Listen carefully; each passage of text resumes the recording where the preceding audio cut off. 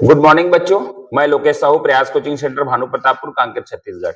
बच्चों, आप लोगों का आज का जो क्लास है वो है शरीर की कार्यात्मक एवं संरचनात्मक इकाई कोशिका। और ये हमारा क्लास है, ये है साइंस का क्लास है। साइंस है ना, साइंस में चैप्टर 7 है, प्रयास और एनएमएस एग्जाम की तैयारी के लिए है। और चाहे तो इसमें जितना भी आपका विज्ञान का सिलेबस में जो भी क्वेश्चन पूछा जाता है, जो भी कंपटीशन में, उसमें भी आप इस्तेमाल कर सकते हैं। तो चलिए देखिए, शरीर की कार्यात्मक व संरचनात्मक इकाई कोशिका। ठीक है, अध्याय 7 है हमारे पास। पहला नंबर क्वेश्चन लिखा है, कोशिका की खोज किसने की? Who invent the cell? कोशिका की खोज। तो एक्चुअल में कोशिका होता क्या है? तो कोशिका क्या है? शरीर की सबसे छोटी इकाई, शरीर की सबसे छोटी इकाई। ठीक है, ये आपका क्या है? कोशिका होता है। ठीक है, और इसकी खोज जो है आपके रॉबर्ट हुक ने किया था। रॉबर्ट हुक ने 1665 ईस्वी में किया था। ठीक है, रॉबर्ट हुक। ठीक है, अब यहाँ एक्स्ट्रा फैक्ट के रूप में हम ये ले सकते हैं, कोशिका के अध्ययन क्या कहलाता है? कोशिका के अध्ययन, जो कोशिका के अध्ययन करते हैं वो कहलाता है आपका साइटोलॉजी। साइटोलॉजी, हम इस तरीके से इसको साइटोलॉजी लिख सकते हैं ना। तो एक एक्स्ट्रा फैक्ट यहाँ पर आपको मिलता है। ठीक है, दूसरा नंबर क्वेश्चन देखिए, कोशिका की खोज किस वर्ष हुई थी? ठीक है, तो अभी अभी हमने ऊपर देखा, कोशिका की खोज 1665 में रॉबर्ट हुक के द्वारा किया गया था। Robert Hooke. ठीक है, कोशिका की खोज। ठीक, नेक्स्ट नंबर क्वेश्चन है, तीसरा नंबर क्वेश्चन। तीसरा नंबर क्वेश्चन है, कार्क की पतली काट को सूक्ष्मदर्शी से देखने पर, कार्क की पतली काट को सूक्ष्मदर्शी से देखने पर रॉबर्ट हुक को दिखाई देने वाली संरचना कैसी थी? ठीक है, तो रॉबर्ट हुक को कैसे दिखा था? तो वो जो है कार्क की पतली काट, ठीक है, तो ये दिखा था। आपका राइट आंसर जो होगा वो है मधुमक्खी के छत्ते।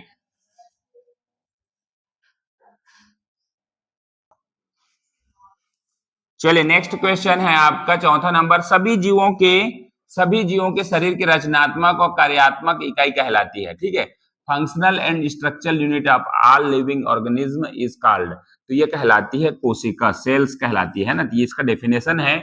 हमने अभी तक देखा कोशिका की खोज किसने की और कब हुआ, और ये आपका है छत्ते पर देखने पर। आपका ये क्वेश्चन जो था, पिछला वाला क्वेश्चन, मधुमक्खी के छत्ते के समान, मतलब मधुमक्खी के छत्ते मतलब क्या होता है? जो भी मधुमक्खी हनी बी रहते हैं वो डाल में इस तरीके से, ऐसा इस तरीके से आपका क्या रहता है? चिपका रहता है, और इसमें छेद रहता है इस तरीके से, है ना। तो ये जैसे ही इस तरीके से देखे ना, तो ये मधुमक्खी के छत्ते के समान मतलब दिखा। कौन सा दिखा? पतली काट को सूक्ष्मदर्शी से देखने पर रॉबर्ट हुक को दिखाई देने वाली संरचना। तो ये जो सेल था ना, उसी के बारे में बात हो रहा है ना। तो उसकी संरचना इस तरीके से देखा गया। ठीक है, नेक्स्ट है आपका चौथा के बाद पांचवा नंबर, शरीर की सबसे छोटी इकाई कहलाती है। तो अभी अभी हमने जो देखा है वो है राइट आंसर आपका कोशिका, शरीर की सबसे छोटी इकाई। तो ऐसे रहता है, ये है कोशिका।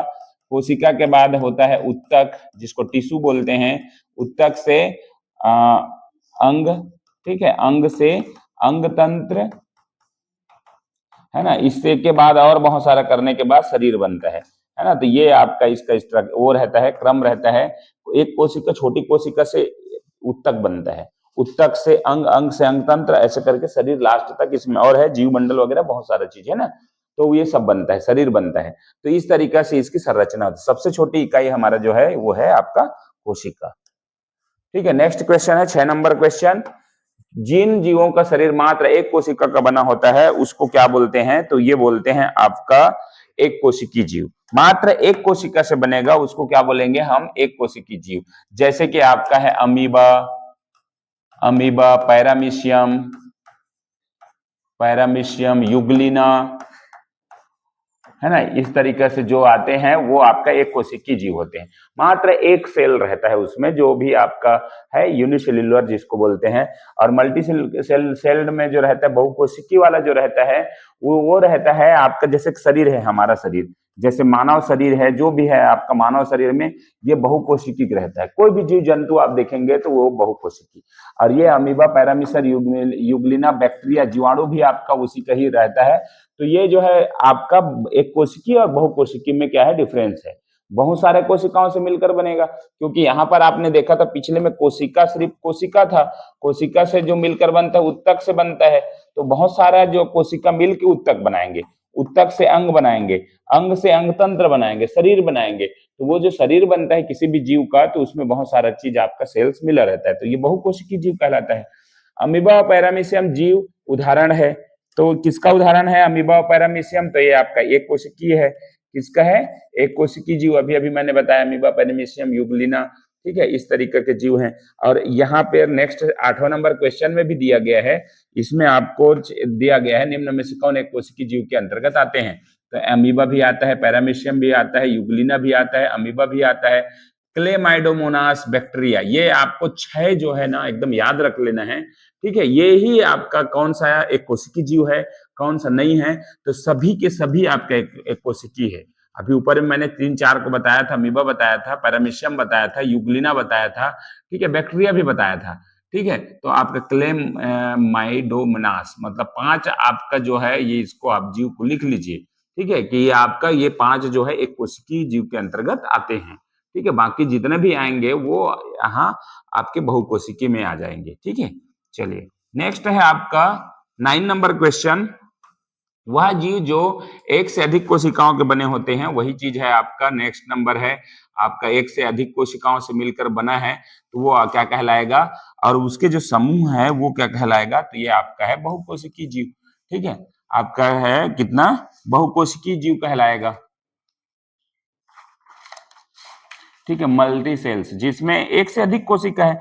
बार बार वही चीज आ रहा है, कोशिका है मतलब इसमें क्या है? केवल एक है, केवल एक, ठीक है। इससे ज्यादा में अगर ज्यादा कोशिका मिलके जो बनेगा उसको उत्तक बोलेंगे, अंग बोलेंगे, ठीक है, अंग तंत्र, फिर शरीर, ठीक है। तो कोई भी जीव जो बन रहा है ना एक कोशिका से, वह जीव जो एक से अधिक कोशिकाओं के बने होते हैं वो आपका क्या है? मल्टी सेल्ड ऑर्गेनिज्म है, ठीक है। नेक्स्ट है आपका 10 नंबर। निम्न में से कौन एक कोशिकीय जीव जो स्वतंत्र रूप में रहता है?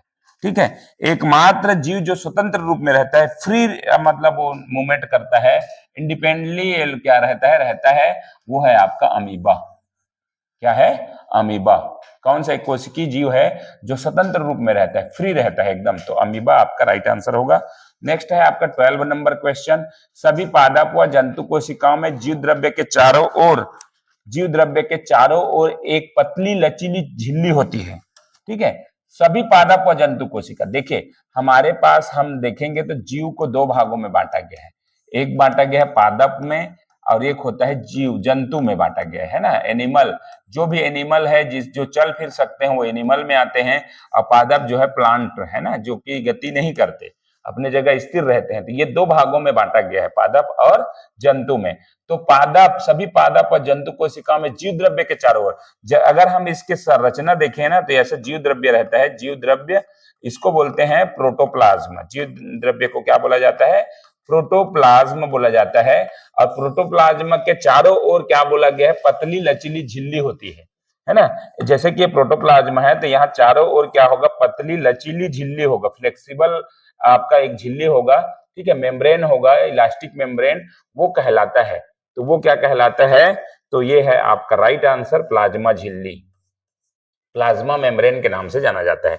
तो जीव द्रव्य प्रोटोप्लाज्म, अभी प्रोटोप्लाज्मा के बारे में हम लोग देखेंगे, किसने खोज किया, क्या है प्रोटोप्लाज्मा का डेफिनेशन, वो सारी चीज हम देखेंगे।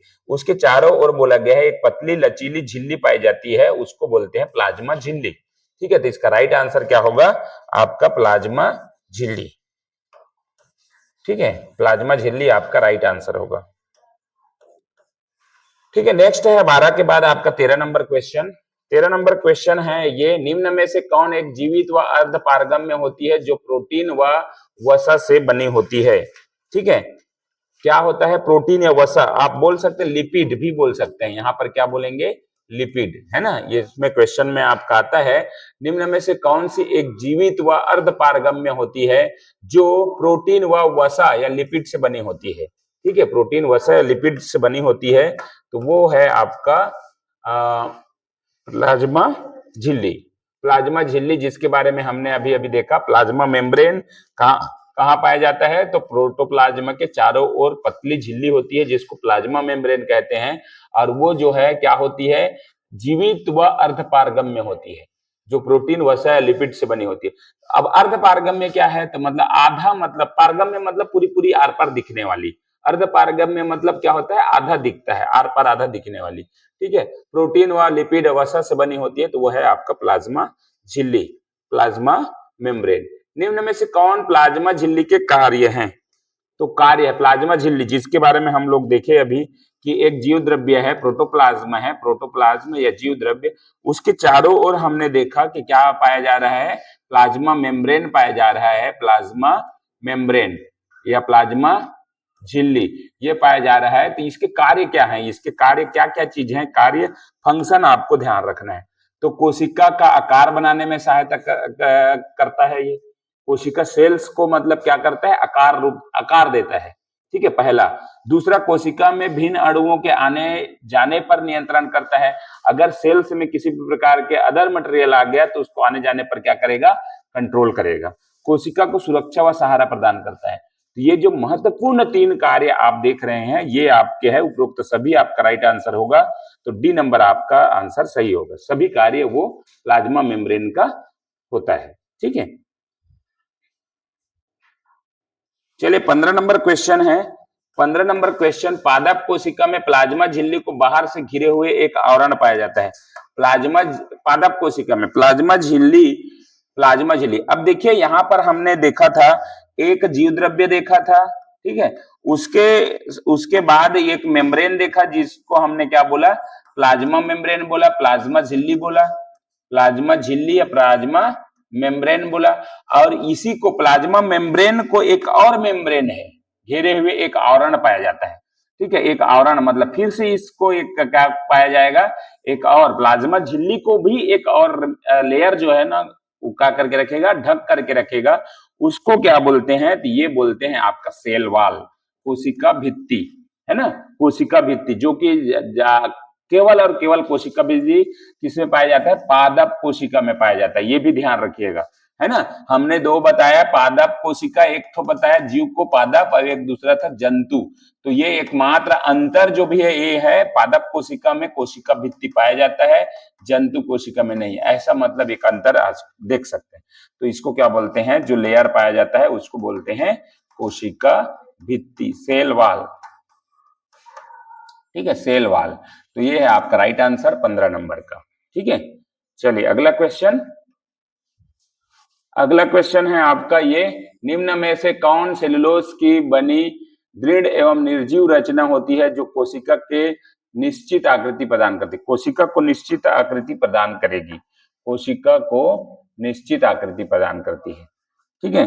तो कोशिका को निश्चित आकृति मतलब कोई आकार देता है, किसी भी प्रकार के क्या है, आकार देता है। जैसे कि आपका कोई भी कोशिका है, हम ऐसे जानने के लिए हम ले सकते हैं एक कोशिका है, ठीक है, उसको किस रूप में आकार देना है वो किस पर डिपेंड करता है, तो ये है सेल वाल, मतलब बाहर का जितना जो वाल है, दीवार है, वो भित्ति है, उस पर डिपेंड करता है कि कोई भी कोशिका किस रूप में जाएगी, किस रूप का आकार बनेगी, कौन सा आकार उसको तय मिलेगा।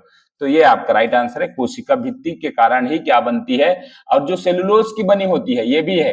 तो आपको क्वेश्चन आपको मिल सकता है, कोशिका भित्ति किसकी बनी होती है, तो किसकी बनी होती है, सेलुलोज की। एवं निर्जीव रचना होती है, मतलब इसमें जीव नहीं होता, जो कोशिका भित्ति है ना उसमें कोई आपका जीव नहीं होता है, ठीक है, निश्चित आकृति प्रदान करती है कोशिका भित्ति, ठीक है। नेक्स्ट है आपका 17 नंबर क्वेश्चन, प्रत्येक कोशिका में प्लाज्मा झिल्ली के अंदर तरल चिपचिपा पदार्थ पाया जाता है, प्रत्येक कोशिका में प्लाज्मा झिल्ली के अंदर।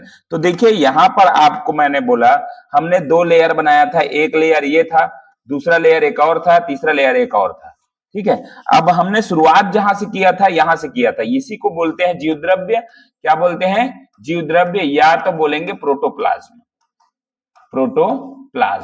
ठीक है। दूसरा लेयर को हमने क्या बोला था, दूसरा लेयर जो आया था उसको बोला था प्लाज्मा मेम्ब्रेन, क्या बोले थे, प्लाज्मा झिल्ली